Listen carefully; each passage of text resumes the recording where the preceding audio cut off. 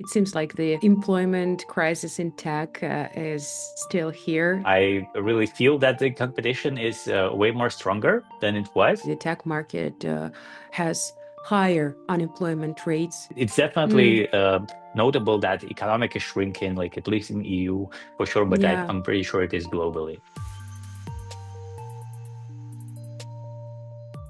I noticed that only 15% of those who watch the podcast are subscribed to the channel. If you subscribe, I promise to make each episode better than the last. In this video, my guest is a senior technical program manager at HelloFresh Berlin, Roma Kovalevsky. Roma runs a blog about product management for 7 years now. Today, we'll talk about tech in Berlin, product management, and blogs. Hi, Roma. I hope so. Roma, you've been in tech for over a decade. Can you briefly walk us through your journey from your early product roles to leading cross-team programs today? Sure.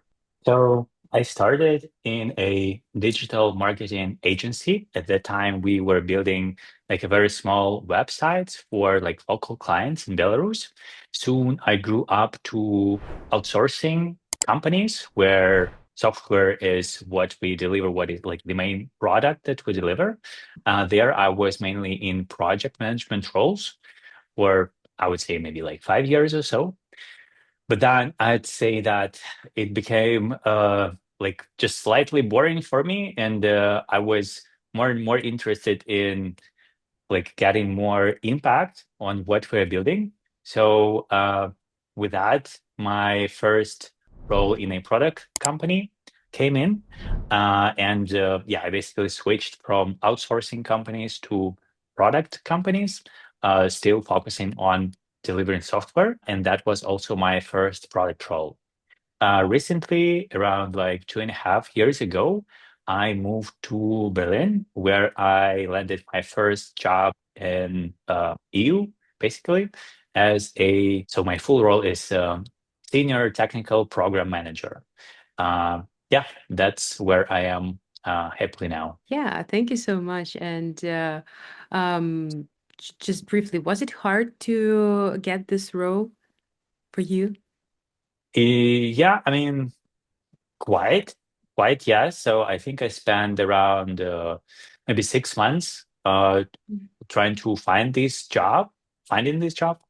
And well, to be quite frank, that wasn't the first company I get the offer from. I think maybe in 3 months I get some, but I really wanted to have like a better company and a better role, better position. So yeah, it took me a while. And that was for a moment, I think like mid or end of 2022. Mhm. So the tech crisis kind of just began at that time. So at that time, it wasn't. I think it was easier to find a job compared to now. I mean, I'm not Mhm. looking for new roles. I'm not really sure, like what is on the market. I have Mhm. just like kind of a rumors and posts on Mhm. LinkedIn, stuff like that. Mhm. But yeah, it feels like now it's way more complicated compared to Yeah. what it was like 2, 3 years back. Yeah, definitely. Seeing the situation from Silicon Valley, I should say that the it seems like the employment crisis in tech is still here, and yes, we have a lot of vacancies open, but at the same moment, we have a lot of people that were laid off, and that they're looking for jobs. So the competition is huge, and that's why it was interesting for me to ask you about how does the current tech crisis feel in the on the ground in Berlin. Yeah, sure. So um, as you mentioned, there are definitely a lot of folks, a lot of talent on the market, and naturally, this brings competition up.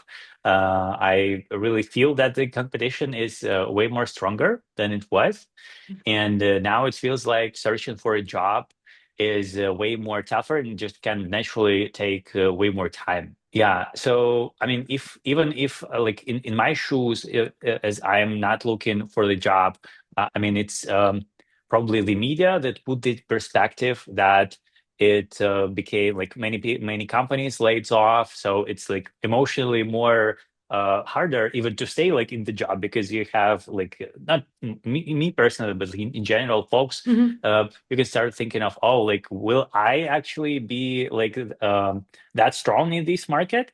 Yeah, and another thing I want to mention here is that, to me personally, at least, it's not super clear where these like comes from. Meaning, like, what's the um, what's the most impact here, I would say. So it could be, let's say that it could come from overhire during COVID times, where companies were just crazy hiring and hiring people, and now they realize they don't need that many stuff, right?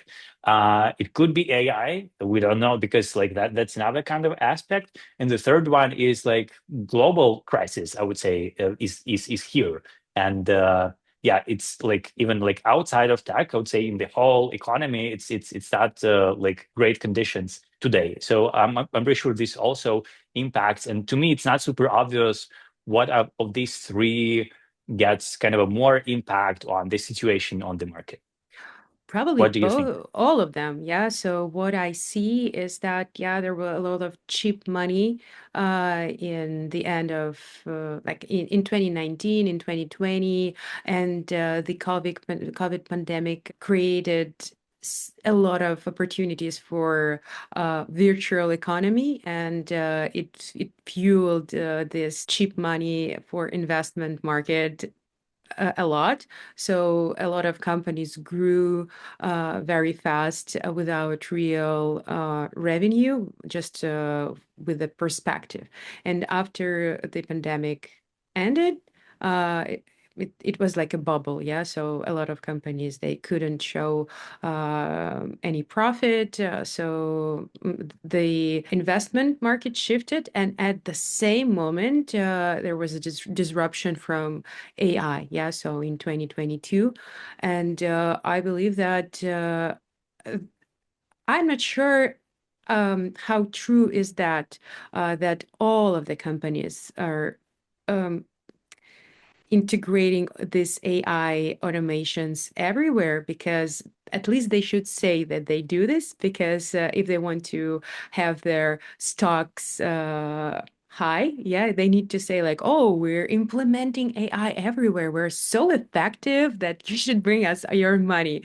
Yeah, that we're pretty competitive and future proof. But a lot of companies like, I don't know, Meta, they are pronouncing that they're going to lay off a lot of juniors and a lot of roles that probably could be replaced with some AI agents and AI automation. And it's like rumors and real stuff that is going on at the same place. And yeah, they also try to show effectiveness because of this investment crisis or investment shift. So they have to show that they're hugely effective. So they lay off people that aren't that important as they think for now. Maybe they will rehire them again, in several years. But for now, they just need to show that, yeah, we have like a very healthy financial model in our company. And about the global crisis, I don't know, because it seems like, for example, in the US, the unemployment rate is so low in general in the country. Yeah, so it seems like there are a lot of places in the economy to work, yeah, and to earn money. But in tech, it feels different. Yeah, so the tech market has higher unemployment rates. Like it's in the air, not only in tech, like because it's very, I would say, visible and transparent in like German society when something is changing. For instance, this year they changed the funding for cultural programs, and that is one of the aspects. Also, my like friends in the community also felt, because they have like now less like grants, less money for some initiatives that was out there, and there were even some like small protests from people like in culture, because now they just have way less funds than it Mhm. was before. So yeah, I mean, it's Mm. definitely notable that economic is shrinking, like at least in EU for sure, but Yeah. I'm pretty sure it is globally. Yeah. Yeah, I think that there are some shift in the economy globally too. Yeah. If you apply for 100 vacancies and hear nothing back, I can help you fix your resume so it gets past ADS and improve your LinkedIn so recruiters come to you. Book your session with me at Key People today.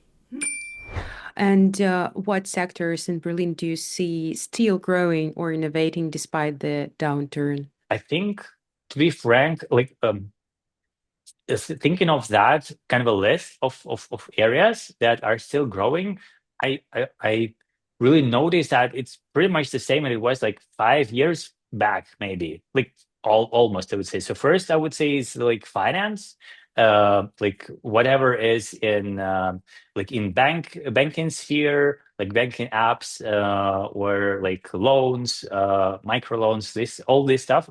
I'm pretty sure it continues growing and like these type of companies still hiring and the salaries are there pretty high. Then we go to where people actually spend their money, like in e-commerce. To my not knowledge, but like feelings, I would say more. This area also still grows. People are like there are a lot of jobs there, and the salaries are good. And data as well, because even for AI, we need data, and for everything, we need data, and everyone wants to be data driven, and someone needs to pay for that. Someone needs to pay these data scientists crazy salaries, or not crazy. No, I'm joking. So yeah, I guess like these three, I think they were in the place here even like 5 years back. But now, yeah, it's definitely AI. Pretty much everything. If you add AI, you add higher price tag to that, product or whatever. So yeah, I guess that's to add to what you said like previously that investors are really interested in having AI inside some products because they believe that this technology will bring either the profits or maybe what the company, like the expenses of the company, like 10 time or even 100 time like change, like even up or down, right? So yeah, I guess they see this as a enabler for their like for the short term even grows. So they see that companies with AI can disrupt the market. And yeah, I believe everything is in that area is very looks very nice and pleasant in terms of like in the eyes of investors.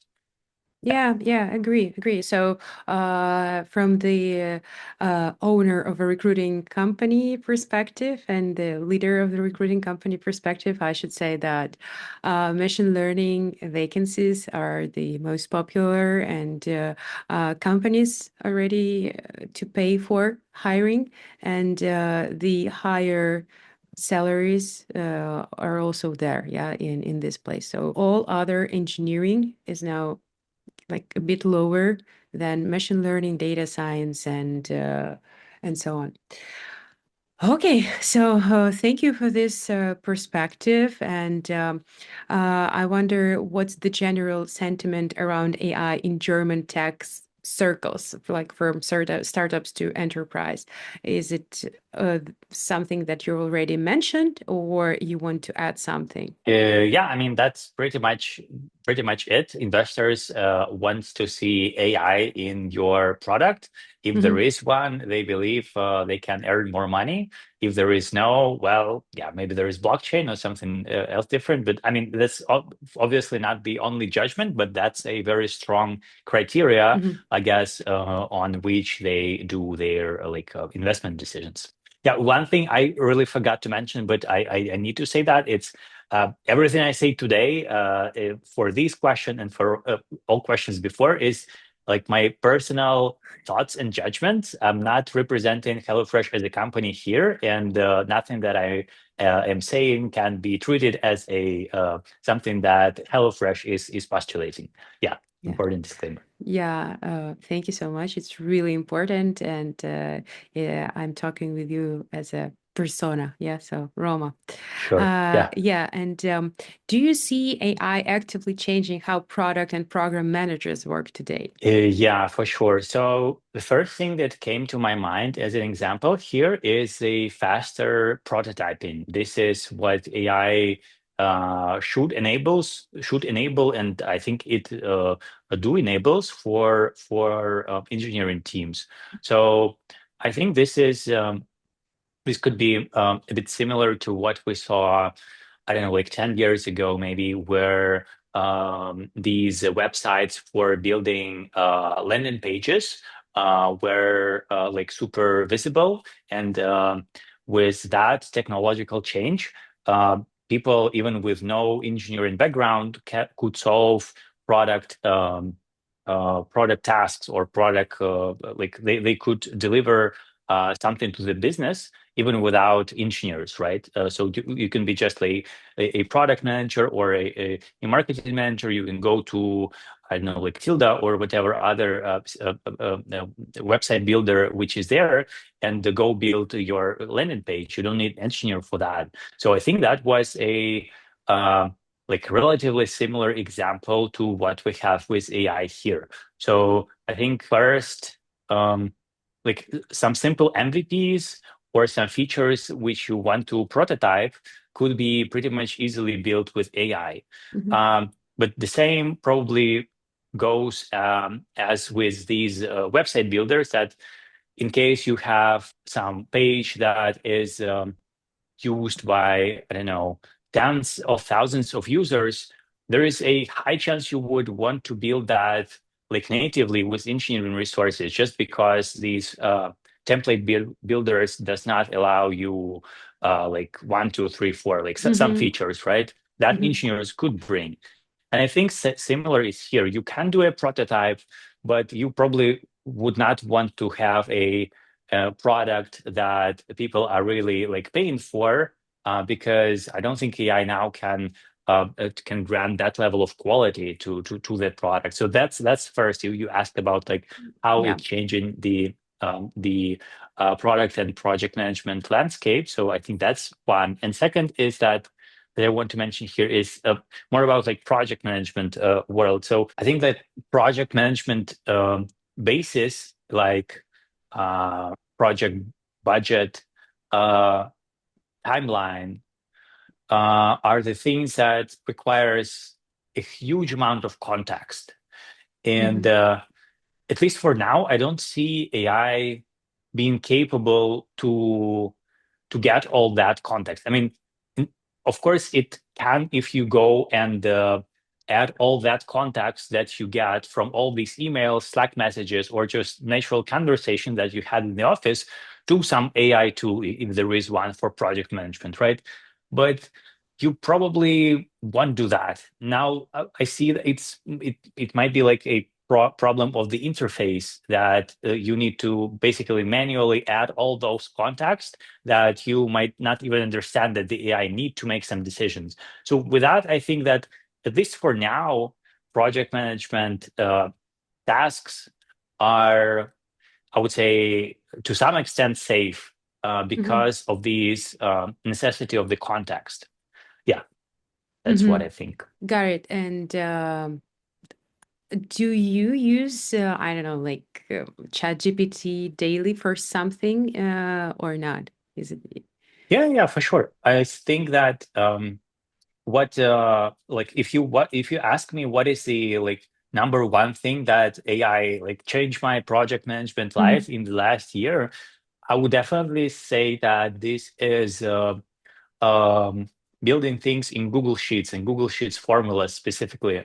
So Mhm. before that, I would need to go like if I want to build some, I don't know, some sophisticated report, or I want to analyze some data. If I don't, if I'm not like super proficient in Google Sheets, I need to go to the FAQ section. I need to learn how all these freaking formulas work.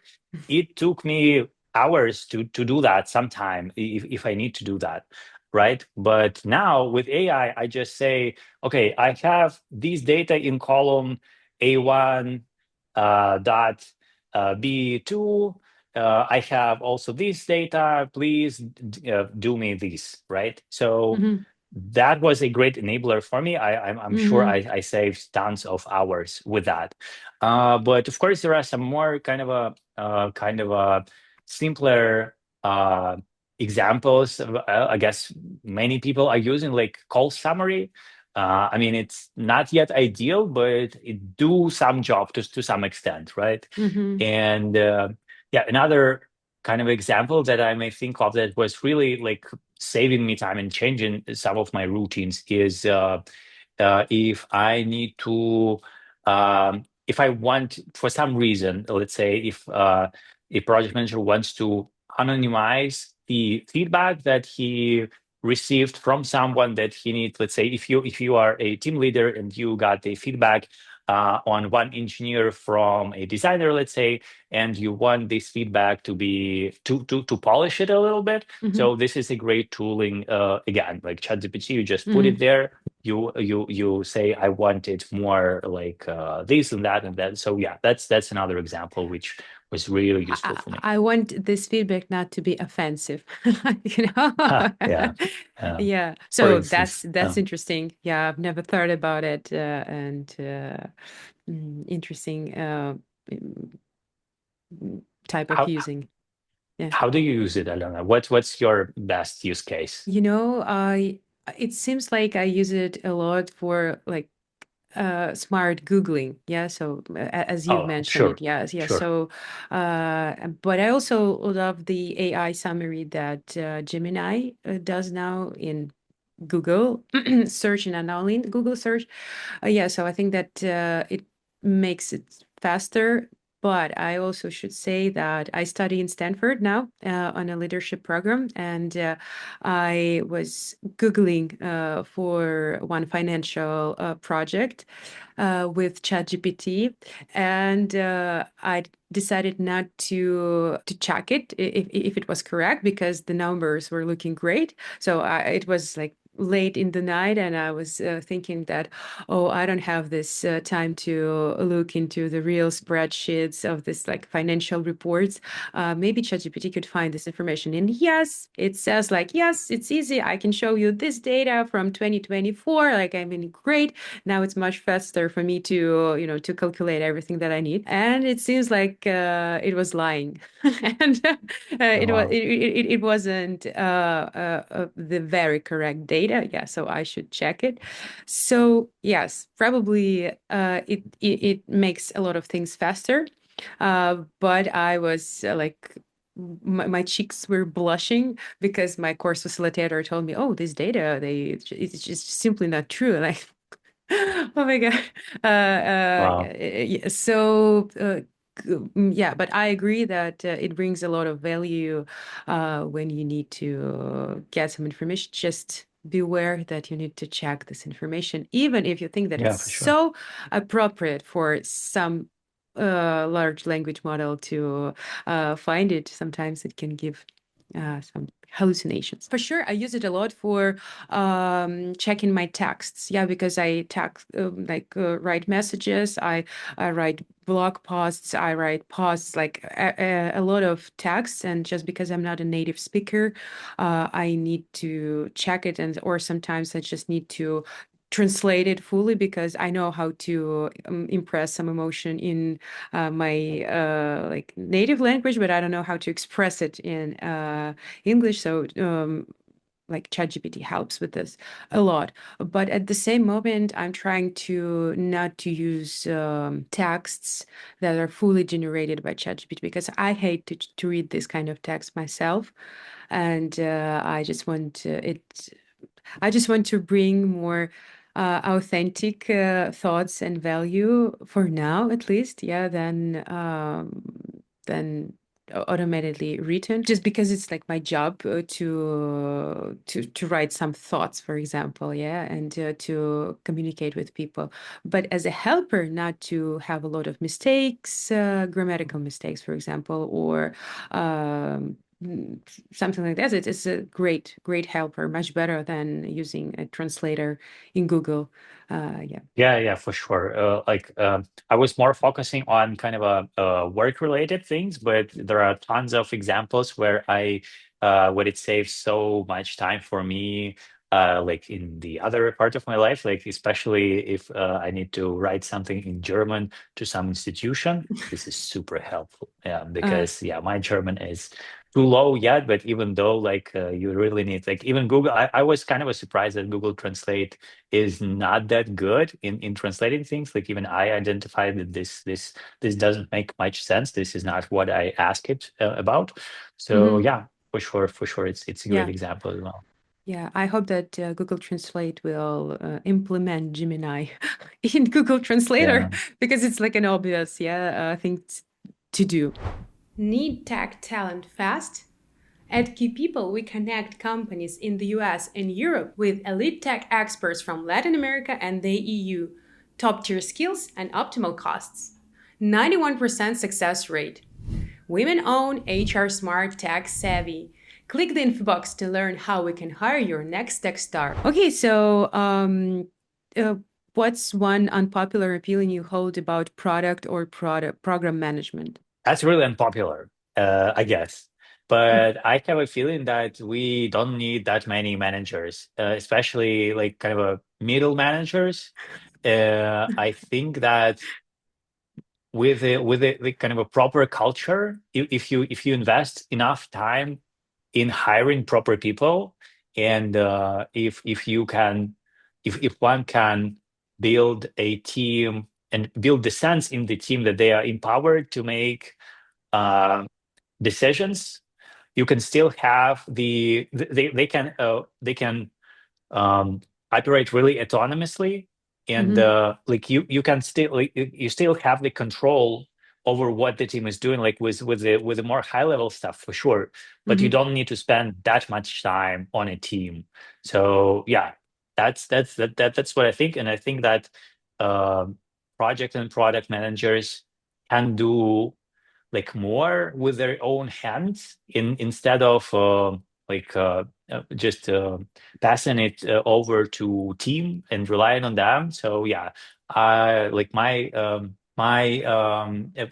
understanding of a good manager is a person who really enables the team and who trusts the team and give permission team to make decisions. It's mm-hmm, not always the case in many organizations I worked at for mm-hmm. PT, but at the time when I was managing the team, this is what I was trying to implement. And yeah, I think like overall for organizations, this is the way to like save costs. I think that it's very mm, like a very popular opinion here in the US Oh, for really? now. Yes, I think that everything starts here. I mean, all layoffs and all cost reductions. Yeah, because salaries here are enormously big, and Right. companies like are thinking twice before hiring someone. Yeah. And what I see from a lot of people that work in tech in different roles, in engineering, in project management, it's so hard to get an offer as a product manager if you haven't been in this field for ages, and if you don't have this like brands, like big tech brands in your CV, and if you haven't finished some great university before that, I don't know what is the current product manager's roles. I mean, not roles, but aims, yeah, because what I see in tech companies here, they want everyone to bring new features. So they want each engineer to think as a product manager, to think what each one of them could implement that would increase like metrics or like would be interesting for customers. And it seems like everyone is competing for this features idea, and product managers, I believe that the main idea of what product managers should do is trying to invent and implement new something or like make something more effective, yeah, to get more customers' attention, like more money and so on. Yeah, so but now they're competing not only with other product managers and with not only with the competitors, but also with everyone in the company. Because if some engineer wants to have raise or like promotion, it's better for them to have some kind of this project that they implement and that increase something for business. Yeah, so each business, they want everyone to think from the business perspective and to bring some value to business, not from just only from um, technological point of view or like beautiful code or like good architecture. No one is interested in that. Like, everyone is interested in business value. So yeah, I wonder, what do you think about this? So yeah, I can definitely agree to that trend. I think that I don't know, maybe like 20 years ago, I wasn't even in the tech, but I think like from some fun stories and anecdotes, I think what engineers were treated at that time, many times, not always for sure, it was more like coders, right? Although there Mm-hmm. was no product managers, that's kind of another aspect of that, but still. Uh, then everyone wants not the coder, but actually an engineer, a person who thinks of, okay, why actually we like how this will be implemented, like how it will be used in the real life, and to make some more cautious decisions.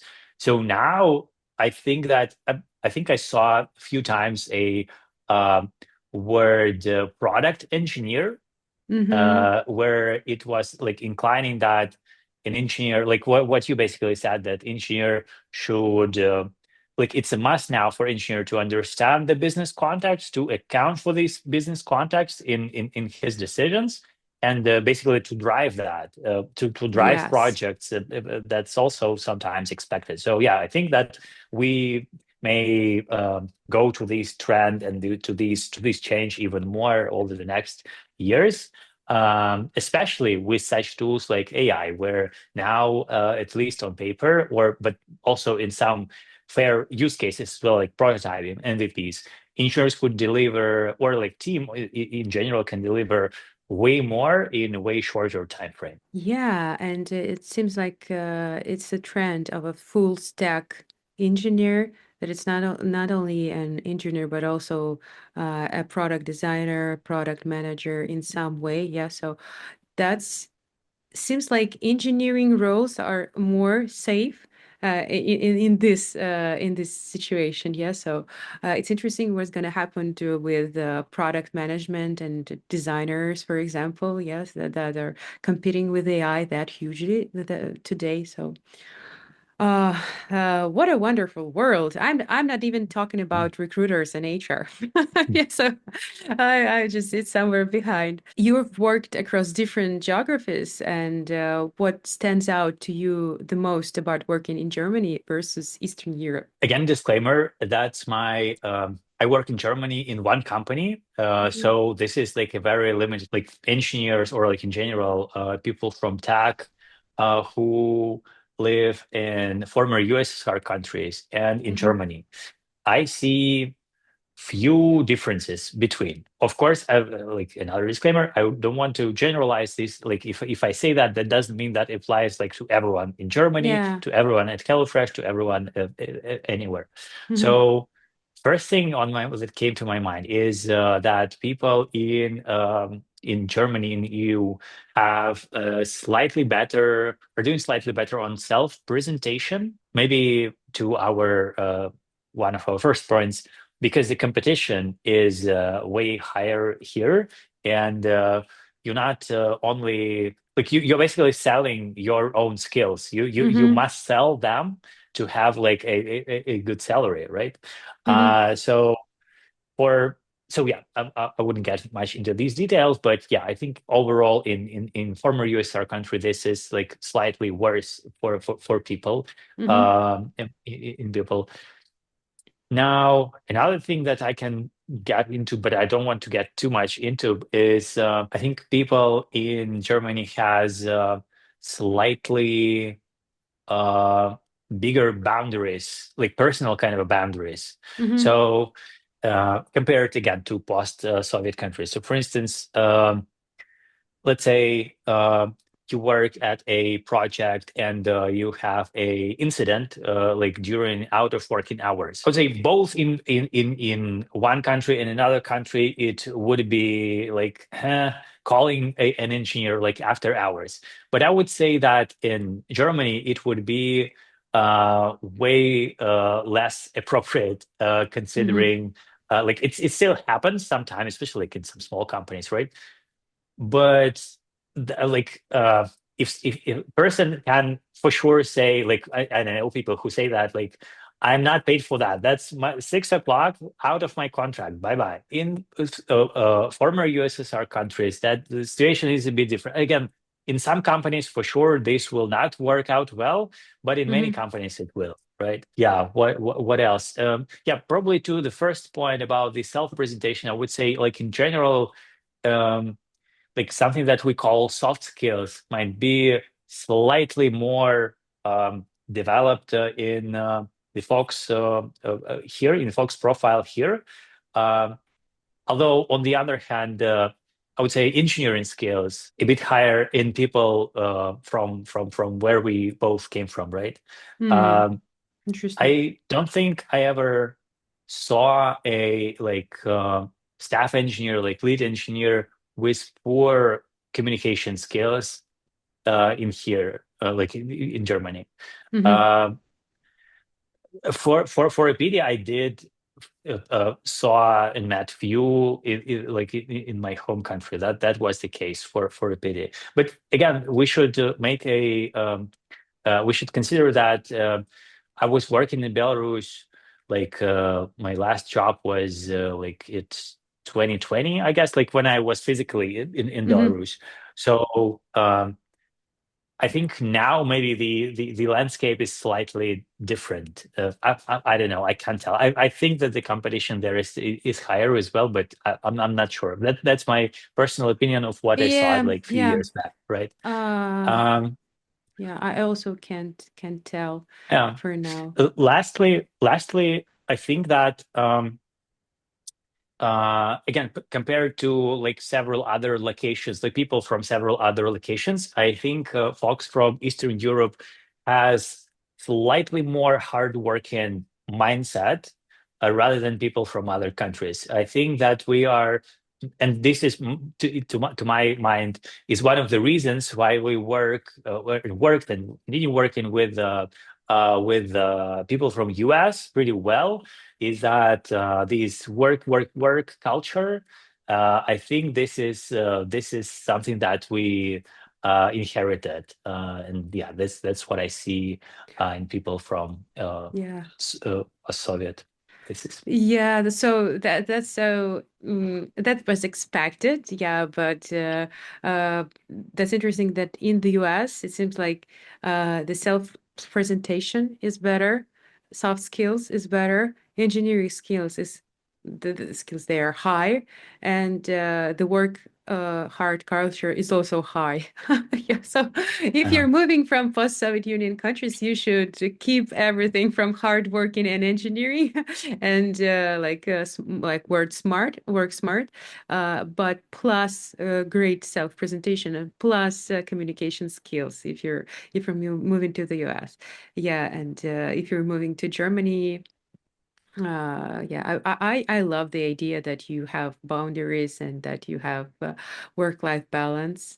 They are trying to do this here, and the trend was like that in tech, especially. They were bringing more benefits and a lot of stuff. For example, like better maternity leaves, paternity leaves, and so on for just giving more social stuff.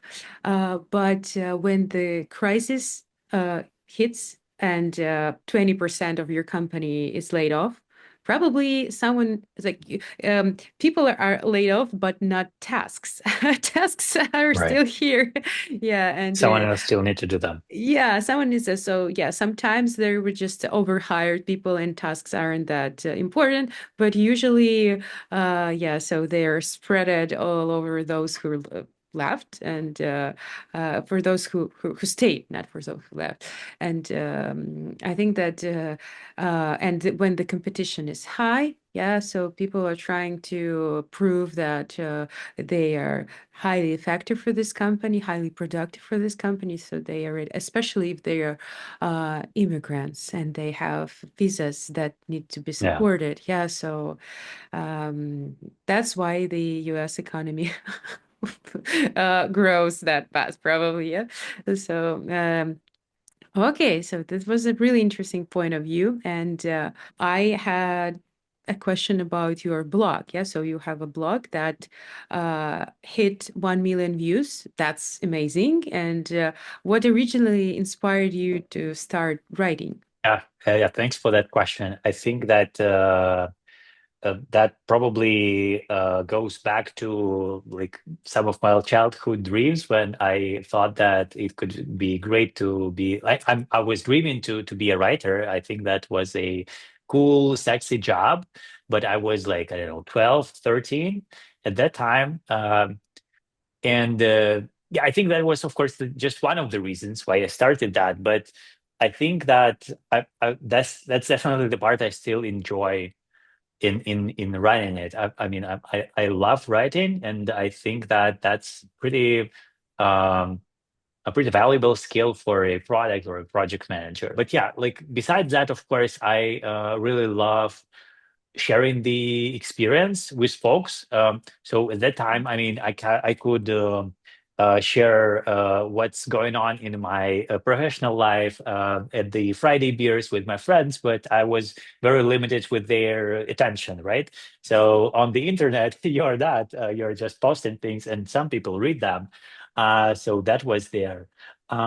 Also, I think as with some other things, it's um, quite simpler to get a feeling or like a real community of people to meet some new people.